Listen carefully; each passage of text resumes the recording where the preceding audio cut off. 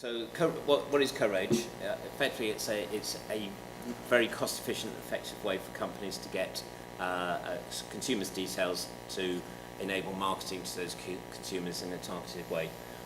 So it is a site which incentivizes a consumer on the basis of being the chance to win a competition, a trip to New York or a new iPad. If you part with your details, so your name, address, your email, your phone number, and then tick boxes based on different adverts or different promotions by different providers to opt into marketing from those providers relevant to your particular ticks. So this is the sort of promotion to a co-reg that the consumer will see. As I go through a co-reg site, you may not be able to see some of this, but this is the sort of promotion. So there's a Google search here. If you free UK competitions online, you will come up with My Offers, which is one of the lead advertisers, and then over on the left-hand side, you've got a banner ad that floats down the side of a website that you may be visiting. The incentive is to get you to the co-reg site. Here's My Offers.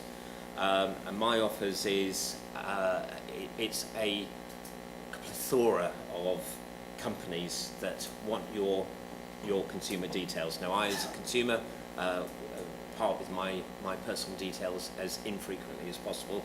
I untick all the pre-ticked boxes, but there's incentives that My Offers give to sign up and go through their adverts, which is, if you can see on the left-hand side, is competitions to win holidays, iPads, iPhones, etc. On the right-hand side, you can see that there's the registration, where you put all your personal details. Now, there is a potential issue that few consumers want to win all the prizes, but don't want all the marketing. So they may actually put in some false details, like I don't really live at that address, or that isn't really my phone number, in order not to get the marketing, but be in with the chance to get the prize. They'll probably put the right email address, because that's how the prize is going to be notified to you. And here's a very typical competition, which if you can see at the top of the screen, says win an iPhone, and then just here, if you can see my finger, in the absence of a laser pointer, you can see complete the questions to answer to enter the prize draw, and there's a series of questions. And these are, this is NPower, British Gas is advertising in there, Vodafone, they also advertise. So you go through, this particular one says, what is your current electricity supplier, which is a bit of a pun, and then who's your gas supplier. And effectively, if you answered NPower to those questions, you wouldn't get any marketing. If you answered one of the NPower's competitors, then they'd be contacting you and trying to switch you to NPower. And it goes on. So more, these tabs on the top, these are like more competitions, particularly targeted at home, travel, motoring, money, etc. And then down the screen, you can choose the competitions that you want to enter into. So this is the first encounter of a premium rate service. Everything else is effectively giving up your rights to privacy by saying, I'd like to be contacted by NPower about my electricity supply. This one is actually a premium rate service where a charge will be incurred. So this one is run by SB7, and if you look at it, again, it's the standard My Offers frame at the top. So it's complete the questions to answer the prize draw, and then underneath the competition is guess a celebrity, and you could win an iPhone 6. Now I'm going to expand on the advert because the advert has several warnings attached to it, which is this prize is not connected with what it's trying to say is it's not connected with any free prize draws or giveaways, so please carefully read the pricing information below before entering. So that's good signposting to a consumer, assuming a consumer sort of reading down and not just clicking buttons blindly.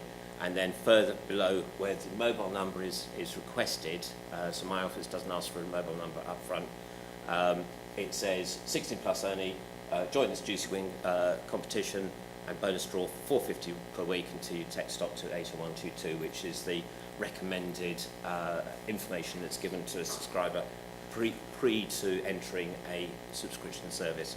So this is really, really a very good example of a well-run page for a subscription service. The issue is the consumers are just going click, click, click, click, click, click. All right, they're blind to everything else, and this is what we're encountering is consumer rush through to get into this competition, that competition, and it's just click anything that doesn't move, put in details, and then what's sent from SP7 is the first message. Because you put your mobile number in, you could be putting somebody else's mobile number in. So the mobile number is then sent from my office once you get to the bottom of that page full of competition questions. You click the continue button. My office then sends a mobile number to the provider. The provider then has to verify that mobile number is legitimate because it could be a friend's mobile number. If it was my daughter, she would put my mobile number on, because I'm the one who's got the money in my account. So in order to verify it, a message is sent to that mobile number to say, please answer this question. Effectively, they want a message back as a verification. This is an alternative company called Swoosh. This is a slightly different mechanic. And when you register for Swoosh, you actually put your mobile number in. So when you get to a premium rate service, I'm not sure if you can see that, the mobile number is pre-populated here. It still says, just very close to where the mobile number is, it still says 16 plus only, join this competition service, £4.50 a week. And it is asking you here to choose between an iPhone 6, a Galaxy S5, or not interested. If you click not interested, that information is not sent to the provider. What PhonePay Plus is saying, because the phones are, the calls are coming in, is that the consistency of the complaints which highlight that consumers do not appear to link the website promotion, so the My Offers, etc., with the subsequent text messages that they receive to complete the subscription. They get the text message, they don't relate it to entering a subscription service. Now, the provider's done as much as possible to notify the consumer of the subscription service, and it's just this rush through which is potentially an issue. Second thing PhonePay Plus is saying is the potential risks that its opt-in method poses, where third-party robust verification for consent to be marketed, actually that should say consent to be charged, really, is not in place. So who is actually able to provide the evidence to PhonePay Plus or even to the consumer that you actually saw these screens, you actually put your mobile number in, and you actually tick the box that said to you wanted to be charged, and you actually responded to the message. So who is providing what PhonePay Plus call the robust verification for consent to charge? What a lot of people do not know is in June 2014, a few short months ago, there was a new European-wide legislation came in which replaced distance selling contracts, which sits as broad consumer regulation regardless of payment mechanic, which has actually got an extremely long title, but it's shortened to the Consumer Contract Regulation 2013, because that's when Europe approved it, and it's approved in December in Parliament, UK Parliament, implemented June.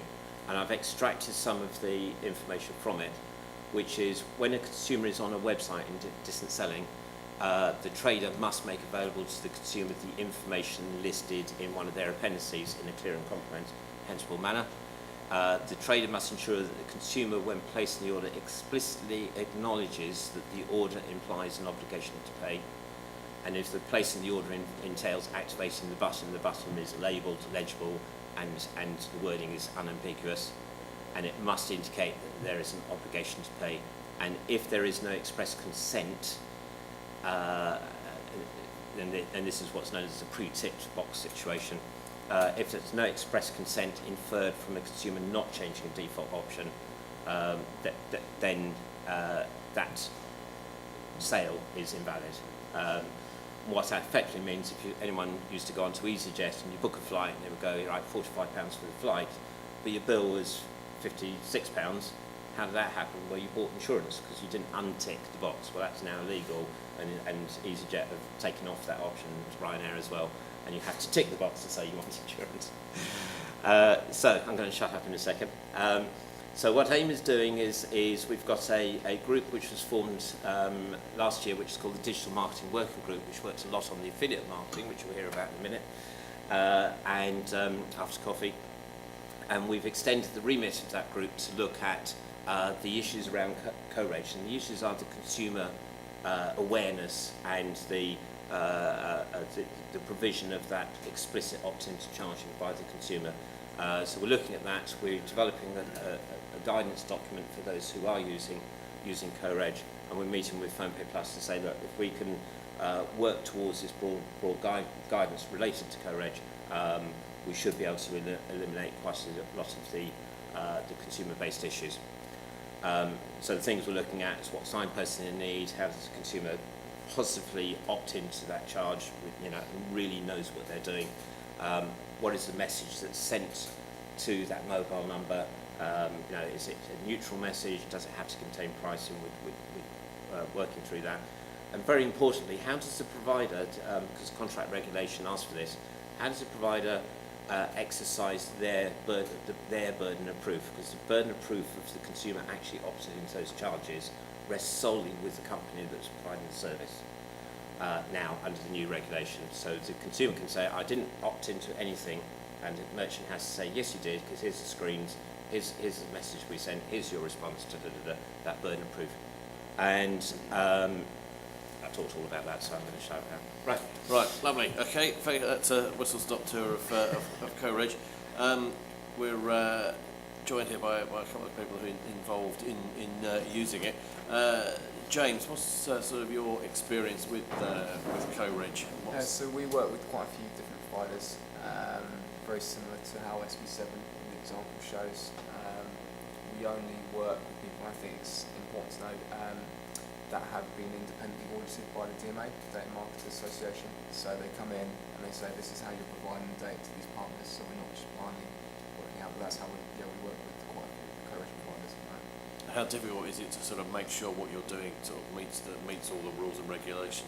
I mean, from what we've seen, it's very similar to affiliate marketing. So we do due diligence on all our Co-reg partners. Basically, before we get involved with them, we look at their traffic, we look at complaints, we look at the directors, all that sort of standard stuff. It's then kind of ongoing in terms of monitoring process. So if you get a great converting day or a bad converting day, you pick up the phone and you essentially say what's going on. It is quite time intensive working with these partners because there are partners out there which will be marketed by, be endorsed by DMA, but they'll just be sending through leads that are erroneous. And it happens, and I know that other people in our market, and we have the same, they've got systems in place that if a Co-reg provider, for instance, in a second or an hour sends through abnormal volume, they'll cut them off and they'll question it. So you always have to be kind of diligent on that side. Right, great. And Mark, what's your involvement with Co-reg? We work with James on providing the technical aspects to the services they run. And just listening to what James says there, I think it's quite important, is that even after all of the hard work and due diligence that they do with the Co-reg partners that they work with, we still see the consumer issues coming through. So it's I don't think it matters how much hard work you put in at that front end with the due diligence of it.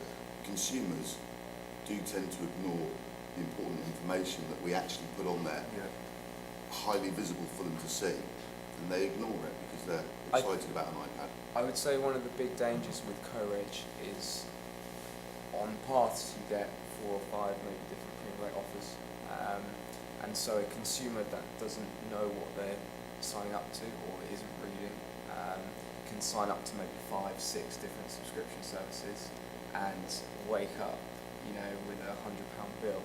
And also that goes down as when it comes through to Phone Plus, 6 different complaints for 6 different providers. And it's frustrating for us, but it does happen. Yeah, what can be done about that, if anything? From a technical point of view, one of the things that we do is we look at any service that's running on the technical platform, and we don't allow a consumer to be in multiple pots because we think it's just going to cause issues. So that's something that we're able to control. It might be that if we were running a platform for another company, you might say, okay, well, they can be in theirs and theirs, but they can't be in 3 of theirs. Right. And it's trying to work sensibly with what the consumer is doing and making sure you have control mechanisms in place to sort of alleviate any problems. I think it's so the Co-reg partners themselves should have some sort of front-end verification, so they shouldn't allow an affiliate to erroneously generate hundreds of records from the same kind of user agent or something like that. So they should be checking for that, and if they aren't, they're probably not worth working with. I think there's 2 issues that we've noticed from complaints from working with Phone Plus that they've identified. The first is a consumer basically saying, did not know that this was a paid service, and we do get those kind of complaints.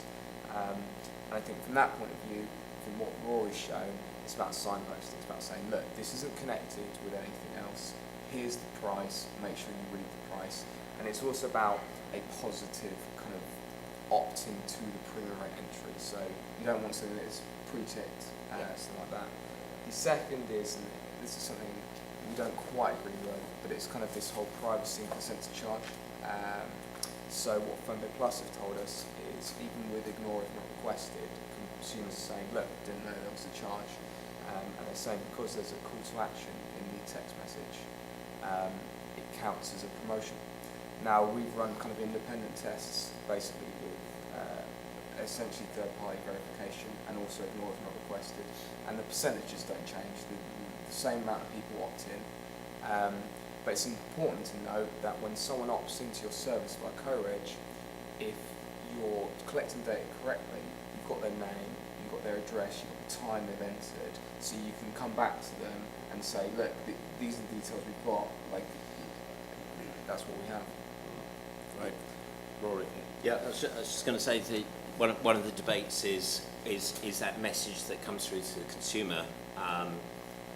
Is that a verification message, which we believe it is, or is it a promotion? And does it need to contain pricing information? Now, there are several issues around that. What we're trying to do is to say, actually, on the site, as long as the consumer has positively opted into the service and is fully aware of the charges through that positive opt-in, so a box that says, press this button only if you've read the pricing or something, something like that, that is an actual positive action, then the consumer has entered a contract. So the consumer contract regulation is actually benefits the merchant as well as the consumer, because once the consumer has entered a contract with the merchant through that information, then anything beyond that is not a promotion.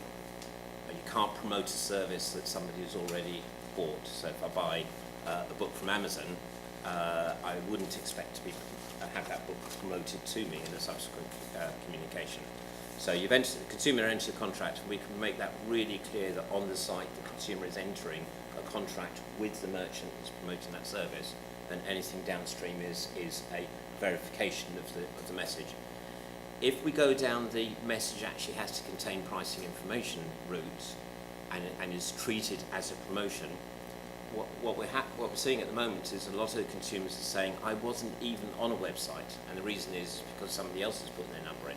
So my daughter has put my number in without telling me, or she may have put my friend, one of her friends' number in because she doesn't want to be marketed to. And she's just put a friend, or maybe one of the school enemies, whatever. So the person who receives that message, if they receive a promotion, that's an unsolicited promotion, and that immediately breaches the PhonePay Plus code. So we can't have a recommendation coming from PhonePay Plus that says do this, but by the way, in doing that, you're now in breach. So we have to work through that situation, and we believe the primary area of where this resolves is actually on the site, is getting that positive opt-in from the consumer. I think it's also, if you treat that initial text message as promotion, which is the way that PhonePay Plus seems to be trying to push this, as a competition provider, we have to put in all our terms. If it's a promotion, I've got to put in my free route to entry, I've got to put in open close dates, I've got to put in pricing, and it's not feasible. Well, from a technical perspective, Mark, is there anything you can sort of... From a technical perspective, there's 160 characters in the text, so James is absolutely spot on. You can't get it all in there. And I think from a regulatory point of view, saying it's a promotional message is it's incorrect. It's not. Promotion is there. It's pretty plain to see. That's so, from Rory's point of view, having the submit button or the play button or whatever it is, and those clear contractual terms at that point. It's plainly obvious. I don't understand why it seems or even muted to be a promotional message. I would basically say that if there's a high number of complaints, and what providers should be looking out for is it's because either the offers are stacking against each other and there's consumers not, and it's the signposting. It's not. We haven't seen an issue with, from our point of view, from our independent testing, we haven't seen an issue from consumers filling out their details to getting the text. Like most consumers that are putting in their details online, they're the ones getting the text. They're not filling out erroneous details. So the main issue is the signposting to the pre-rate entry, and that's, in terms of from a Co-reg point of view, it's really important that you follow best practice, because otherwise it's just going to cause a lot of consumer harm. I've spent, over a long period of time now, I've spent a lot of time handling some of the customer service calls from consumers that have phoned about these services. And something that's very interesting is that they start on the phone not very happy sometimes. When you go through the text messages that they've received, the dates and the times, you tell them you've got their IP address, and you can tell them when they were sat at their computer and the page that they went to, and you take them back to that page. So, are you sat at your computer? Yes, I am. Okay, go to this address. Right. Can you see that? Yeah, that's what you did. Oh yeah, I remember now. Yep. So it's not that the consumer didn't do it. 9 times out of 10 they did. It's that they don't recall doing it. And to put regulations in place because consumers don't have a very good memory of what they've done, I think is the wrong way to go. No, absolutely. I mean, there's nothing you can do about that, is there? No. Why do you think there is this disconnect between them entering something and then totally forgetting about it? Because we've got iPads, TVs, phones, emails. We spend 90% of our time communicating in different ways, and we don't remember what we did from one day to the next half the time unless we've written it down. Yeah, it's important to note that the consumer's behaviour, the people that interact with these sites, they like competitions. So we've got a few different services, and there's different people on different services. And what we notice is, they'll be entering for a front-end offer, maybe for holiday, 1 month, and then the next month they're entering for iPhone 6, and they're doing this independently because all these Co-reg sites, they share the data, so that they'll market, cross-market. So from a consumer point of view, I could see if they're interacting with so many competitions, they may forget, where they've interacted with specific competitions, and then have that question. When we get an RFI from PhonePay Plus with consumers' mobile details on there, one thing we first do is we stick that mobile number into our database and we scan every service that we've run. And a lot of the time, those numbers that are coming in, they've used a multitude of different premium rate services over many years. I'm going back to scratch cards. So some of the consumers that have used James's service, they've used scratch cards some 5 years ago. That data, we still have that data, so we know that consumer is an avid player of competitions and quizzes and games. So with that sort of data, can you go to PhonePay Plus and say, look, these people do all this sort of stuff, they've clearly forgotten that they entered this particular competition. Does that mitigate? If I get the permission of the consumer, yeah. Right. Give these details to PhonePay Plus. I mean, it's blatantly obvious. I would say can do, and we've done it previously. I just think from PhonePay Plus's point of view, there's a fundamental misunderstanding of how Co-reg works. I think they group it in as a standard affiliate journey or web sign up. And we've tried to educate them because we actually run it very differently to how some of these services run, in the fact that with some of our services we know 100%, we don't even use Ignore if not requested, we're using PIN mechanism, but we still get feedback back saying, where's the robust verification? We've already got it. I think from PhonePay Plus is if they're seeing a higher amount of complaints here, they need to really study how Co-reg works, because these companies, they're selling data to British Gas, they're selling data to MHOW, they're selling to O2, and the data they're selling us, it is verified from their end, and then we verify it from our end further. Yep. Great stuff. Yeah. Something, Rory? Yeah. So it's coming back to in consumer contract regulation, it talks about the burden of proof. But what essentially is what you've talked about, Mark, is that when you've got a consumer on the phone, you walk them through a repeat of that exercise. That is essentially what the burden of proof is something that you actually send back to the consumer and say, yeah, here's your IP address, this date time you were on this screen, here's an image of the screen, much like I put up on the screen here. We sent you this text message, you responded from this phone number, therefore, based on the information that was available to you at the point you opted in, we believe you are liable for these charges. And based on that, that comprehensive information to the consumer, if it's through PhonePay Plus and so here, but to the consumer, should overcome a lot of the forgetful consumer issues, and really just concentrate on those that have actually other forms of issues. This is no different from a consumer saying, I didn't do this, to the guy that phones up Babe Station or Playboy or whatever other adult service and says, I didn't make that call. When you present him with the very nice call recording for 11 minutes of him doing whatever it is he's doing, and you send him an email of that, it's obvious he made the call. He's there. You walk the consumer through the journey they did through the website. It's obvious they did it. But the consumer, sometimes I think the industry is tarnished with being liars and deceitful and such like. Actually, we're running very reputable businesses, and it's the consumer, 9 times out of 10, that is lying about what they've done. One issue, sorry to, and this is not bashing PhonePay Plus because we're talking PhonePay Plus about it. If you go onto the PhonePay Plus website, because you've got this charge against your bill, there is a section that says how to complain, and in that section it says you are likely to get a refund if you enter the subscription service by mistake, and that is completely and absolutely wrong, because if you enter the subscription service with all the information available to you, you are in a contractual commitment, just like if you bought a book from Amazon or anything else from Amazon. It's a contractual commitment, and the wording needs to be changed to say, if you enter the subscription service and you knew what you were doing, you won't get you are liable for all the charges, but talk to the provider and they may. This also goes back to what this all. Sorry. Well, not even they. That's one choice. Making a mistake is not enough in itself, because you could have had all the information and still make a mistake. Yeah. It's why you want to select. Yeah. Insurance. Oh, yeah, absolutely.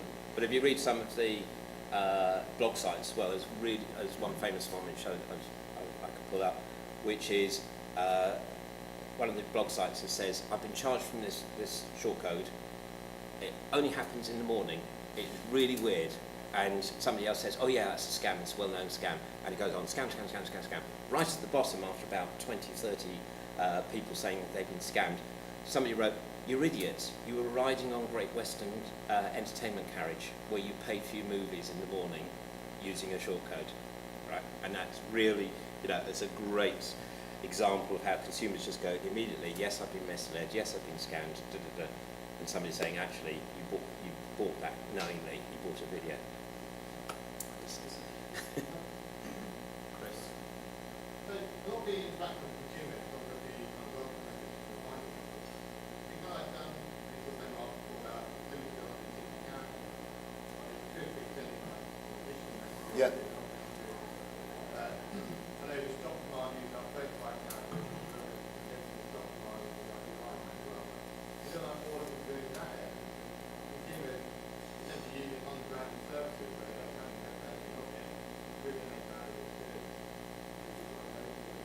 what James was saying with regards to the way, I'm not going to go into detail about it because I think it's wrong to do so, but they use a pin, which completely enables us, them, the consumer, to tie the promotion, the text, the charging back together.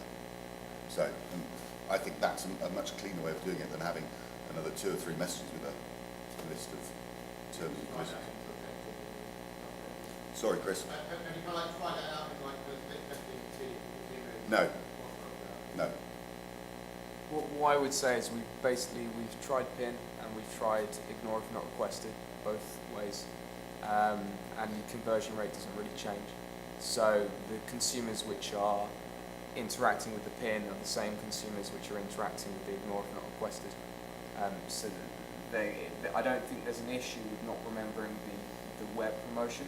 I think if there is an issue, it's actually the promotional material, basically, the signposting of the pre-and rate service. Right. Let's have some coffee.